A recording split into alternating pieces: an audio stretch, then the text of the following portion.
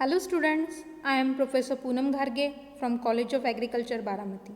Today I am going to talk about emasculation and hybridization techniques in rice crop. So rice crop belongs to the family Gramineae. Nowadays we call it Poaceae family.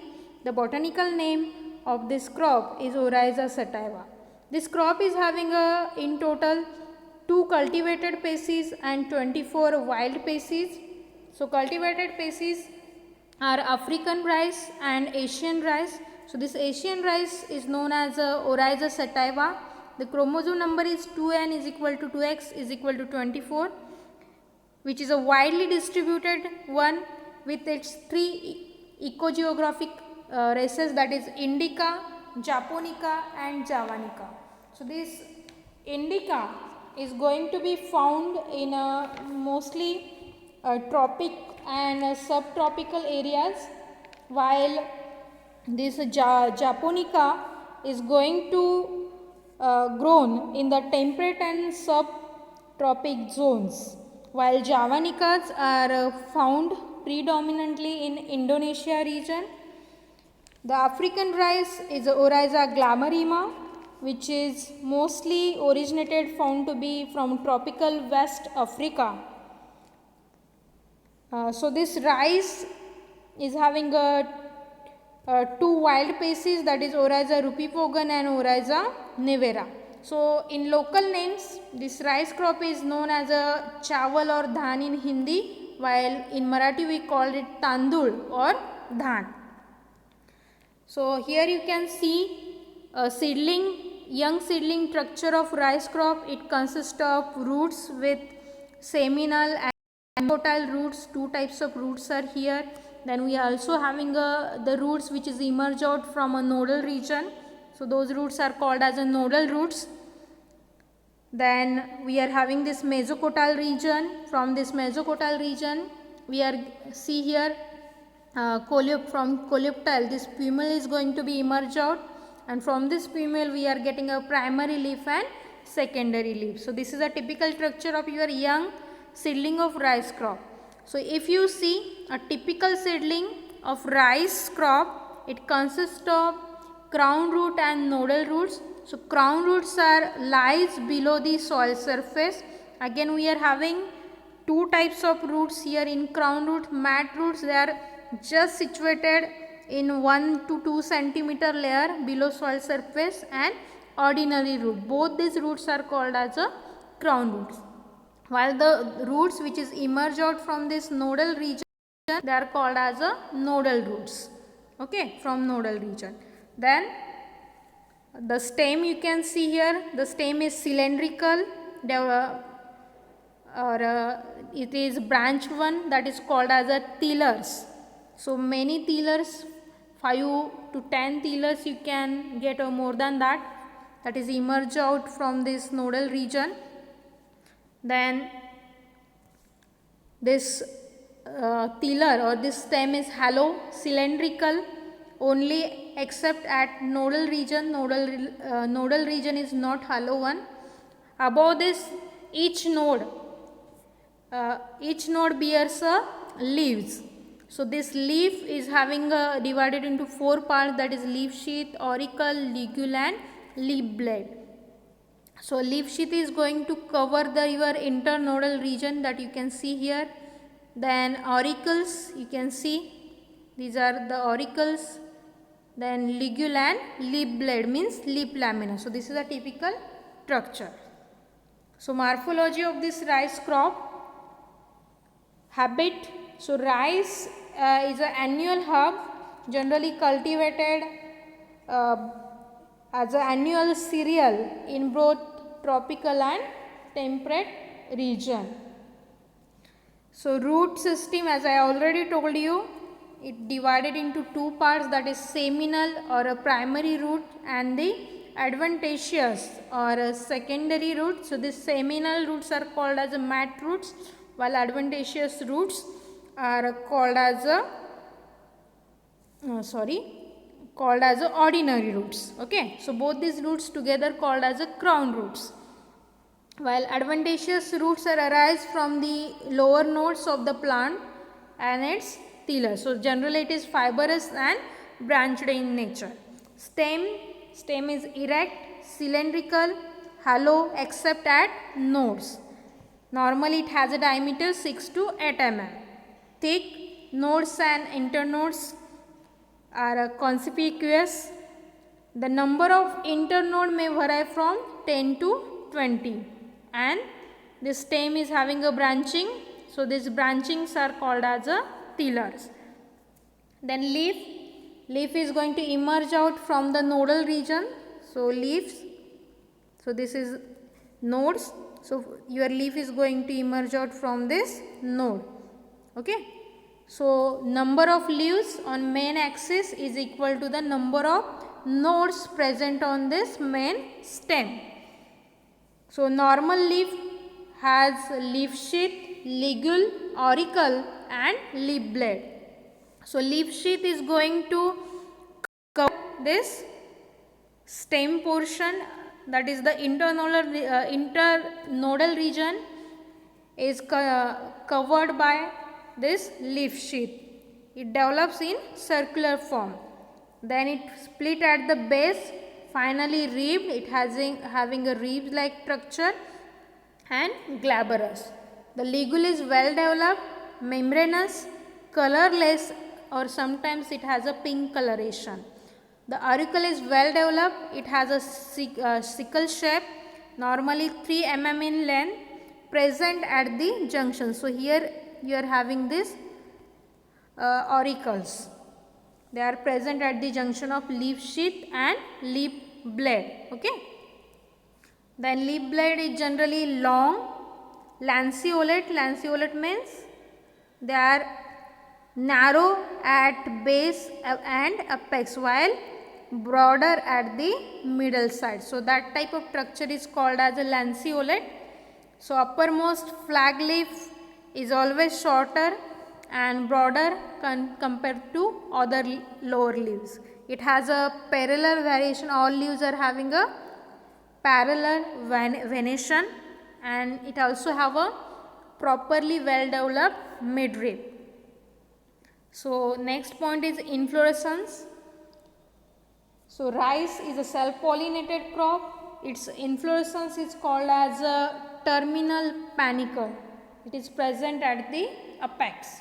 Normally this panicle is having 7.5 to 38 centimeter length, which bear a single flowered spikelet. So you can see this panicle is having a main axis that is called as a rachis. On this primary axis or main axis there are branching takes place. So primary branches, then we are having a secondary branches, and from these secondary branches we will get a tertiary branches. Okay. Sorry. So the panicle is having a main axis that is called as a rachis, while secondary branching axis is called as a rachila. Okay, so the main rachis is going to bear many primary and this secondary branches. So this is primary branch, this is called main axis. From this you will get secondary branches, and from secondary you will get a tertiary branching. So on each branch or we are having pedicellate spikelets. So each spikelet is perfect, and perfect means not a perfect, but it is a complete flower, means it has a both reproductive organ, that is androecium and gynoecium. So young inflorescence is present inside the flag leaf sheath, which unfolds from top to base. So the opening of panicle takes place from top towards the base. Each spikelet consists of 2 outer glooms, which are very small, narrow, shining and pointed. One consists of fertile flower. The flower is enclosed by large size boat shaped pilia and flattened lemma. This lemma is sometimes hairy, which having a 5 nerves, and sometimes it having a awn like structure. So here you can see a spikelet arrangement. So this spikelet, so this one is called spikelet. Okay, so you can see arrangement on this secondary axis. They are having a alternate arrangement, this side, this side. So arrangement is alternate on secondary and tertiary branches. So spikelets are borne singly on branches. On each branch near about 2 to 7 spikelets are present. The number of spikelet present in a panicle, that is going to vary from 50 to 500. Each spikelet is having a short pedicel. Generally single spikelet are present on each pedicel, which bear a single flower. Sometimes you are having chances of getting a 2 flowers also. The apex of each pedicel, here you can see, which is enlarged and oblique. So this enlarged portion is called as a facet. So on this facet we will see the arrangement of 2 glumes. One is called outer glume and another one is a inner glume. Both these glumes are small, lanceolate. They are having a shiny appearance and both are having a equal in size, colored or colorless, that we are going to see in detail. So flower is bracteate. Every flower is having a bract and the lemma. So lemma, you can see here we are having a pedicel. This is a large enlarged portion called facet. On this facet you are having arrangement of 2 glumes, outer glume and this one is inner glume. Both are small in size, having a boat shaped structure, thin membranous structure. Above these 2 glumes we are having another structure that is called as a lemma. So this lemma is having a boat shape which is having a 5 nerves, and on this nerves we are having a hair like structure. So in this lemma, if you see, it having a 5 nerves. Okay. So at the apex of this lemma you can see a pointed and prolonged structure. So that is called as a awn. So this awn is having a spine like or tooth like projection which is present at the apex of this lemma. Then inside this lemma we are having another structure that is called as a pilia. Okay. So this pilia is situated just opposite to your lemma. It is also having a boat shaped structure and it has a 3 nerves on it. So at the end point of this pilia there are apicules are present. They are having a purple color. So at the base you can see purple pigmentation on this pilia. So the flower of rice is zygomorphic. Zygomorphic means if you cut this flower into by this vertical direction, then it will be produce 2 equal halves. You give another different direction cut, the flower will be not divided into equal halves. Okay. Therefore it is a zygomorphic, hypogynous, irregular, incomplete and sessile one. Then inside this flower the calyx and corolla is represented by means of perianth, and this perianth is represented by 2 broad, thick and fleshy laudicules. So this perianth is called as laudicules in case of cereal crops, which is present just inside this lemma and pilia. So this is the structure of panicle. You can see individual spikelet here. So large one is called as a lemma. So these are the 2 empty glumes you can see here, glume 1 and glume 2. Then we are having lemma. So this is a lemma. You can see here a nerves, clear nerves, nerve like structure, and inside this we are having a pilia. Okay. So also you can see on this nerves you are having a hair-like, small hair-like structure, and this is on which is present on the lemma. So here you can see this lemma is having a boat shaped structure, large and having a hairs all over the nerves. While pilia is smaller than lemma, it is also having 3 nerves and also the hairs on this nerve. Both are present opposite to each other. So lemma is opposite to, pilia is opposite to lemma. So here you can see a dissected flower of rice. So here you can see pedicel, then 2 empty glooms are here, you can see. Then this is a lemma, inside that you are having a pilia, then you are having 2 membranous thin structure, boat shaped structure, or that is called as a laudicules. Then you are having a 6 anthers inside the rice flower. Then gynoecium, single carpel is there. So ovary, style and stigma. So this is the structure of your dissected flower. Then androecium. So 6 stamens are present in rice flower, which is arranged in 2 whorls. So 3 anthers together and 3 anthers together. So 2 whorls are there. The filament of each anther is long, slender and free from each other.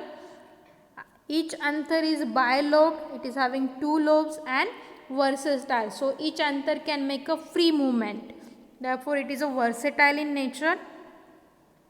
So here you can see, so rice is the only one cereal crop which is having a 6 stamen, while other cereal crops possess only 3 stamens. Okay. So this is, you can see, thin membranous structure is called as laudicule or perianth. Inside that you are having this androecium, and here you can see gynoecium with bifid stigma and biphysery style. So see again here, laudicules, thin membranous structure, then bifid stigma, ovary, here you can see filaments and anthers. So gynoecium is a single carpel, therefore it is a monocarpellary. Ovary is superior because it is situated above all these flower parts, that is lemma, pilia, etc. Unilocular, it has a single locule, longer than broad. Instead of broad, it has a longer shape. Locule is longer. Single ovuled and basal plantation. Inside this locule, you are having a single ovule which is situated at the base. So this ovary is surrounded by 2 long style with feathery stigmas. So you can see here 2 style and feather like stigma structure develop from a carpellary wall and not from the apex. So ovary style is terminal one. Fruit is called as a caryopsis. The mature grain is enclosed inside the lemma and pilia, which is firmly or sometimes loosely placed inside the husk. Then seed is albuminous, means endospermic seed is present or produced in rice crop.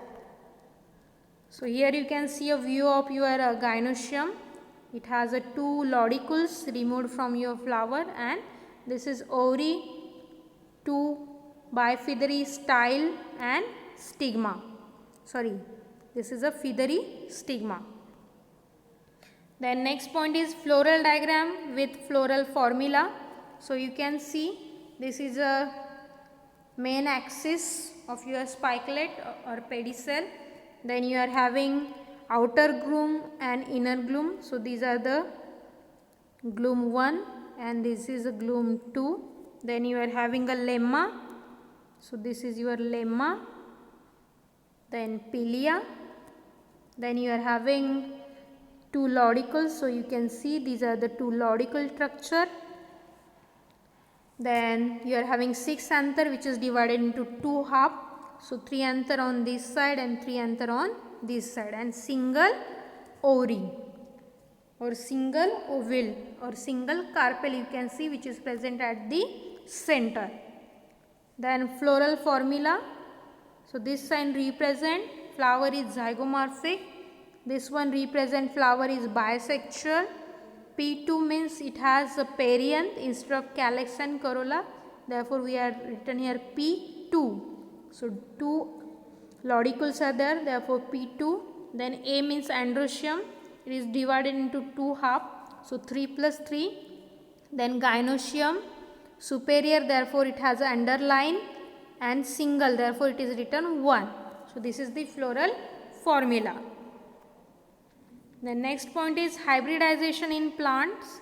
So hybridization is nothing but it is a mating or crossing of two plants or lines of a dissimilar genotype. So that process is known as hybridization. So there are two types of hybridization, intervarietal and distant. So in case of intervarietal hybridization, parents which is involved in a hybridization process belongs to the same species, or they may be two strains, varieties or races of the same species. So such type of hybridization is called as a intra-specific hybridization. Then second type is distant hybridization. So in this type, crosses between different species of same genus or different genus will be made. When two species of the same genus are crossed, then it is called as a interspecific hybridization. But when you are going to cross two different genus together, then it is termed as a intergeneric hybridization. So next point is techniques used for hybridization. So technique require first skilled hands, since this process is going to involve the bringing of the stigma and pollen of different plant together. So it require a high skill. The following techniques, 4 steps are involved in a hybridization process. First one is a selection of male and female parent. Second one is a emasculation. So emasculation is nothing but removal of anther from a female parent. So it is an artificial removal. So that process is termed as a emasculation. Then artificial pollination. So after removal, you have to pollinate the stigma of female parent by using the pollens from a selected male parent. So that process is called as a artificial pollination, and after that you have to raise the hybrid seeds. Next point is hybridization techniques in rice crop. So these 4 steps are involved in hybridization. First one is selection and preparation of parent. So the plant breeder firstly have to select 2 varieties which is he want to cross. Also he have to determine which variety will be used as a male parent and which one is used as a female parent. After selection, both parent seed we have to grow in a adjacent plot. Then anthers of the male parent should be just ripe when the stigma of the female parent become receptive. So we have to take precaution here at the time of sowing. The male and female flower should come at a same time. So there should be a synchronization. So for that purpose we have to do a staggered sowing. So we have to do adjustment in a sowing dates of both parent in order to get a flowering at the same time.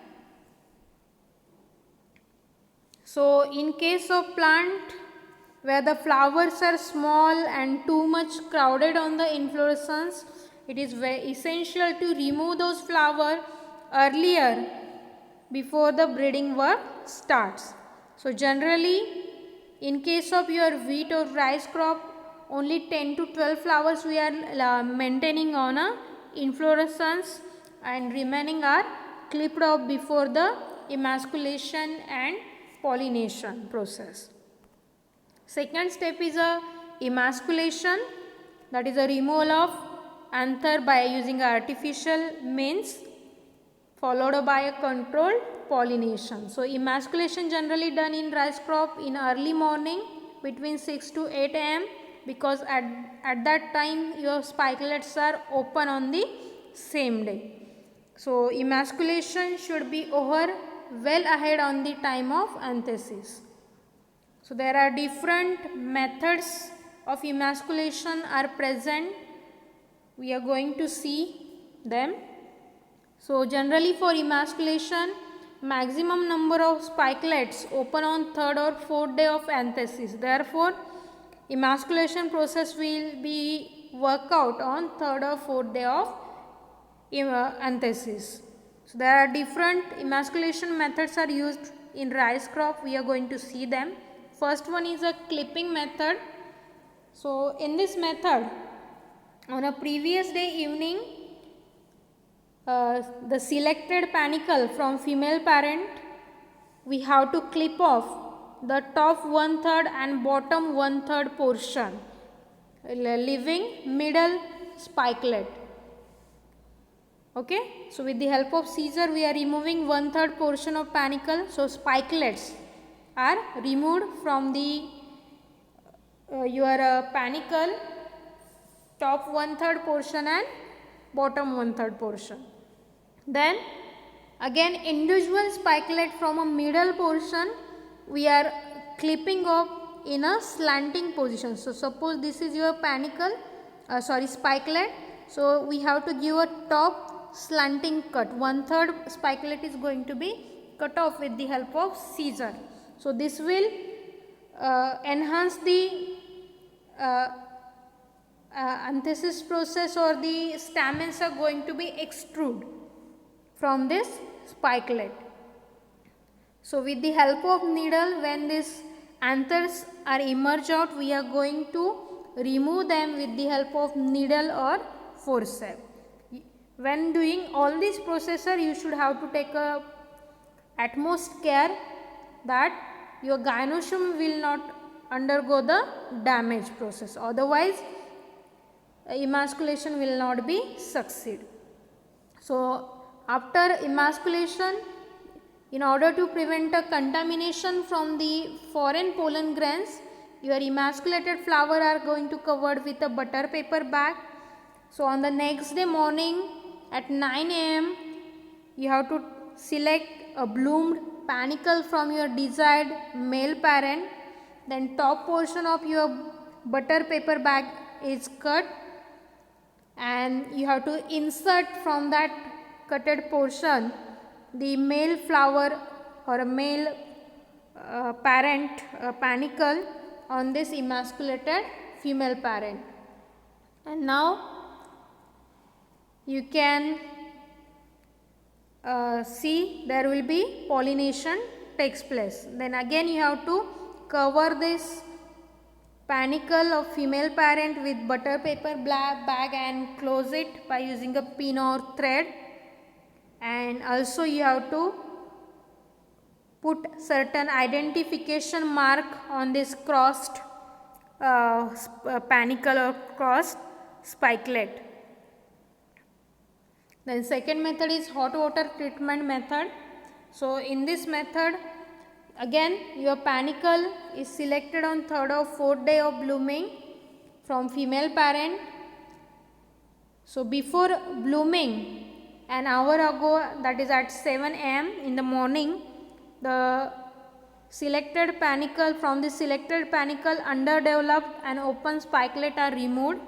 Now you have to take a water, hot water which is having a temperature 40 to 44 degrees Celsius in a thermos bottle, and you have to bend your tiller carefully in such a order that the panicle is going to be immersed in that hot water bottle for 5 to 10 minutes. So after this treatment, take out the panicle. Now you can see the florets are open in a normal manner. Then with the help of forceps or needle, you have to take out the anthers. Then third method is Dr. Ramaia's method. In the same manner, you have to make a selection of panicle on third or fourth day of blooming. Then top and bottom spikelets are removed, leaving the middle spikelet. Then this middle spikelet we have to cover with a wet cloth, and we are forcefully passing air on this air cloth. So that will result in the opening of spikelet. After 2 to 3 minutes of blowing air, we have to remove the wet cloth and spikelet will be found open, and from this spikelet we have to remove the 6 anther with the help of forceps and needle. Then fourth method is vacuum emasculation method. In that we are having a vacuum emasculation unit with us.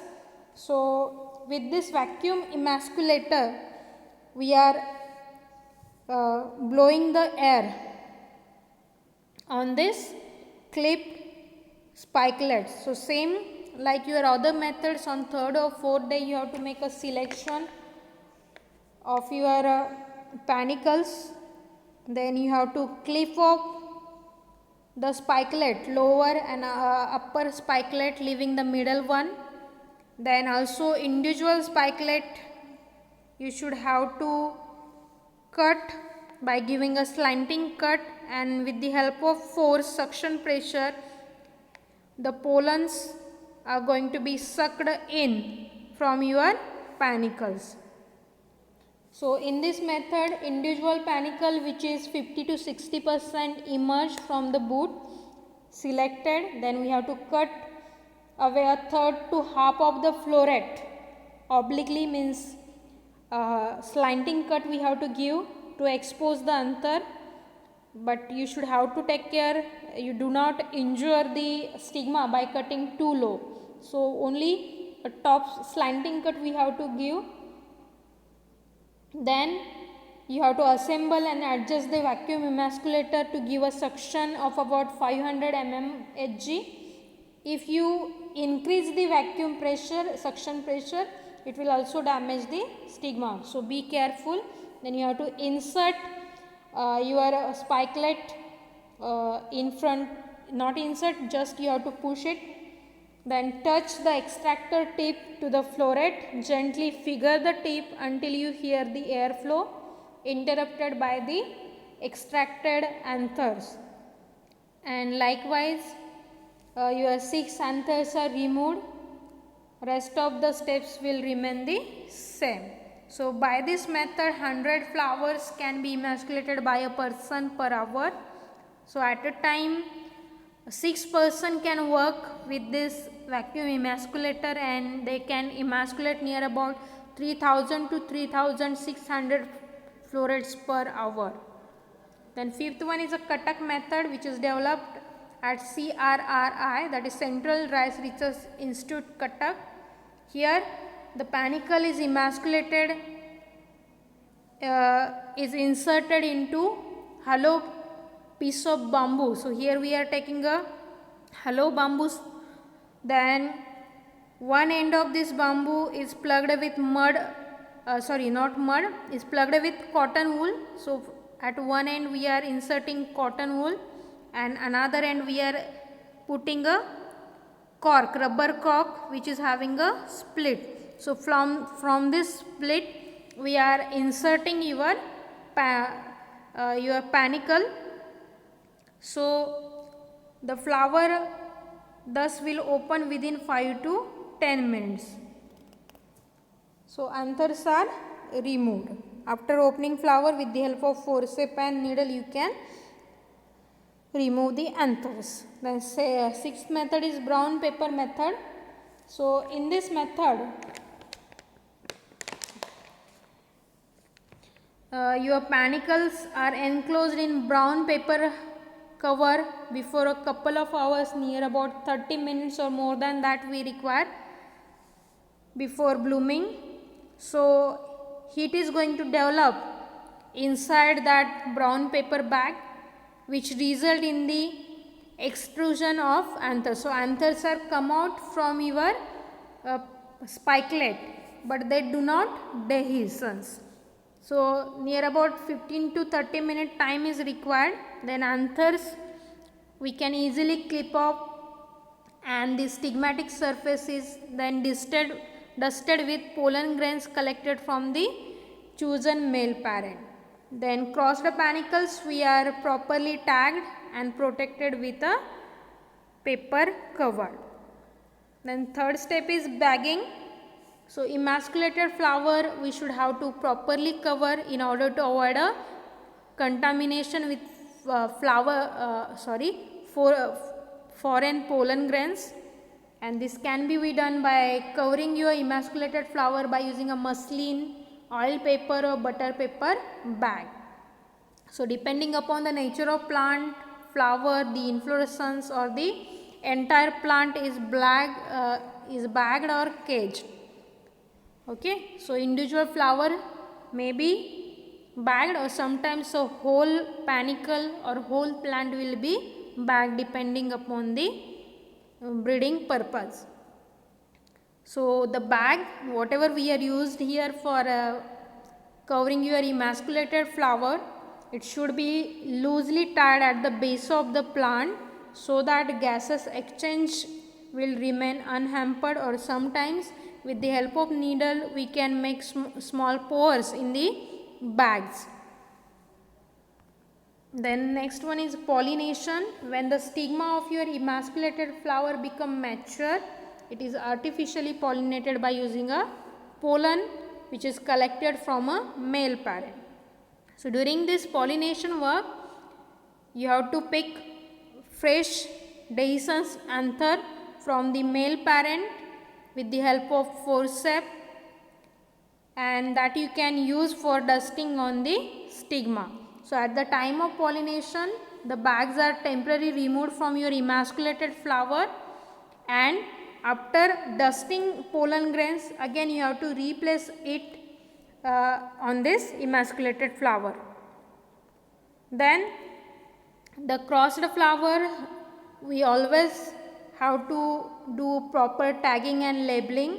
For that purpose we are using a fine rectangular and thin sheets of aluminium or paper also.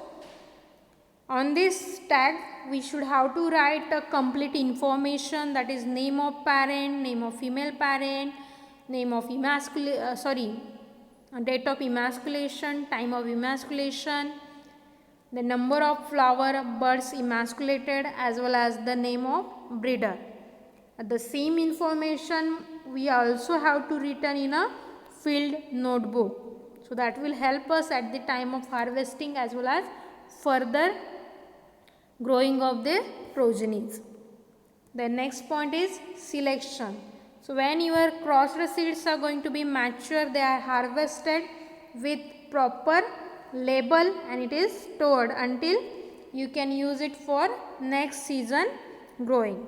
So in next growing season, these hybrid seeds are grown and allowed to do a self pollination, and after self pollination we are performing selection to find out the desirable phenotypes. So those phenotypes or those plants are showing a high homozygosity, such a plants are selected. So hereafter we are adopting any breeding method such as pure line, bulk or pedigree, etc. And on the basis of that we are making a selection followed by field trial, and those plants proven to be have a capacity or ability to give high yield, or as per breeding objective whatever you have set, such lines are recommended for large scale cultivation. The next point is breeding objective. So in case of rice, generally breeding will be undertaken for high seed yield, adaptability and stability of yield, early maturity, resistance to lodging and shattering, resistance to stress environment, disease and pest resistance, and grain quality. Then breeding methods are used in rice crop. These are the pure line selection, mass selection, pedigree method, backcrossing, bulk population breeding, mutation breeding, and heterosis breeding. So these methods are used to develop a new cultivars in rice crop. Then breeding achievement. So you can see there are near about more than 500 rice varieties are developed for various purposes, such as early and very early varieties. Near about 151 varieties are developed in this category. Then medium duration, we are having 113 varieties are released so far. For rainfed upland, 60 varieties are developed. Then lowland shallow, 85 varieties are developed so far. Likewise, aromatic, 17 varieties are released. So here you can see most popular varieties in this category. So this is all about your rice crop. So thank you students for watching as well as listening this video.